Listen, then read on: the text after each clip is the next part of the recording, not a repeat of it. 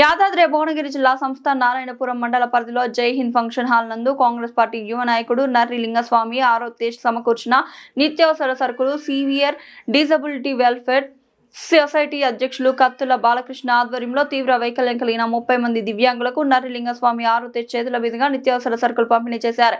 ఈ సందర్భంగా సొసైటీ అధ్యక్షులు కండర లక్ష్మీత వెన్నెముక తీవ్ర వైకల్యం కలిగిన బాధితుల సమస్యలు వివరిస్తూ తనకు తానుగా ఏ పని చేసుకోలేరని, కండరం కరిగి క్షీణింపచేస్తుందని, వీల్ చైర్ కి మంచానికి పరిమితం చేస్తుందన్నారు. 15,000 రూపాయల పెన్షన్ సంరక్షకుడిని సమకూర్చాలని స్థానిక ఎమ్మెల్యే కోమటిరెడ్డి రాజగోపాల్ రెడ్డికి దృష్టికి తీసుకెళ్లాలని మాట్లాడారు. దాత నర్రి లింగస్వామి మాట్లాడుతూ మామూలుగా దివ్యాంగులు అంటే చాలా మందిని చూశాను, కానీ మీలాంటి వాళ్ళని చూడడం ఇదే మొదటిసారి అని, మిమ్మల్ని ఇలా చూస్తుంటే చాలా బాధిస్తుంది అని, ఆత్మస్థైర్యం కోల్పోవద్దని, నా వంతు సహాయ సహకారాలు ఎల్లప్పుడూ మీకు ఉంటాయని, మీకు ఈ సాయం చేస్తున్నందుకు చాలా సంతోషంగా ఉందన్నారు. ఇక ముందు కూడా మీ వెన్నంటే ఉంటానని మాట్లాడారు. ఈ కార్యక్రమానికి ముఖ్య అతిథిగా స్థానిక సర్పంచ్ ఉప్పల విజయలక్ష్మి లింగస్వామి ఇచ్చేసి నా వంతు సహాయ సహకారాలు ఖచ్చితంగా ఉంటాయన్నారు. ఈ విషయాన్ని ఎమ్మెల్యే దృష్టికి తీసుకెళ్తానని హామీ ఇచ్చారు. అనంతరం ఈ కార్యక్రమంలో సొసైటీ అధ్యక్షుడు బాలకృష్ణ కత్తుల పుట్టినరోజు తోటి 10వ తరగతి స్నేహితులతో కలిసి ఘనంగా నిర్వహించారు. ఈ కార్యక్రమంలో వివిధ యువ నాయకులు, స్నేహితులు తదితరులు పాల్గొన్నారు.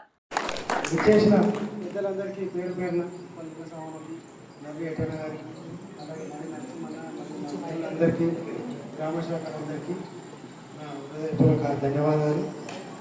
ఈరోజు బాలకృష్ణ గారి జన్మదిన సందర్భంగా ఈ వ్యాధి పెద్ద వ్యాధి ఎవరికి తెలియదు. ఈ వ్యాధి ఉంటుందని, వీళ్ళు ఇట్లా తిరుగుతురని, అంటే తిరుగుతురా కానీ ఎందుకు తిరుగుతున్నారు, వీళ్ళకి ఏం జరిగిందని కూడా ఎవరికి తెలియదు.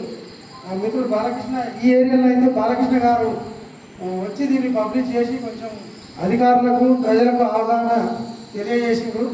గతంలో కూడా ఏదో అడిగి ఫండింగ్ అడిగిరు, అడిగితే ఇచ్చిన కానీ ఎందుకు ఏందనేది కూడా అడగలేదు. ఇచ్చేవాడిని, డబ్బులు ఇచ్చేవాడిని కానీ తప్ప నేను ఏం జరుగుతున్నది కూడా ఏం తెలుసుకోకపోయేది. తర్వాత తన పోస్టులు అవన్నీ చూస్తుంటే ఎంత ఇబ్బంది ఉంది వీళ్ళకు. ఇంత ఇబ్బందిలో ఉండి కూడా తను ఇంకా తనతో పాటు నలుగురికి ఎట్లా సహాయపడుతుంది అనేది చూసి నేను కూడా చెల్లించిపోయేవాడిని. కానీ మన ఎప్పుడు సంసారం షెడ్యూల్లో బిజీగా ఉండి ఎప్పుడు చొరవ తీసుకోలేదు. ఒకప్పుడు అనుకునేవాడిని, తను కూడా అప్పుడప్పుడు కాల్ చేసి అడిగేవారు. ఒకప్పుడు డబ్బులు ఇచ్చేయడం తప్ప ఎప్పుడు నేనైతే అటెండ్ కాలేదు. ఈ సమస్యల్ని అధికారుల దృష్టికి, నాయకుల దృష్టికి తీసుకుపోయే విషయంలో తన చొరవ చాలా విలువైనది, చాలా చాలా ఇలాంటి వ్యాధిగ్రస్తులకు గవర్నమెంట్ చేయవలసిన సహాయాలు మన ఎమ్మెల్యే గారు కానీ మన ప్రభుత్వాలు ఏమేమి చేయాలో వాళ్ళందరికీ పైకి మన విశ్వాన్ని కూడా ఎమ్మెల్యే గారి దృష్టికి తీసుకుపోవాలని మరొకసారి కోరుతున్నాను. ఎమ్మెల్యే గారి ద్వారా ప్రభుత్వం దృష్టికి తీసుకుపోవాలని, ఈ విధంగా ఇలా బాధపడుతున్న వీళ్ళందరికీ నాకు వీలైనప్పుడల్లా సహాయం చేస్తానని మరొకసారి కూడా చెప్తున్నాను.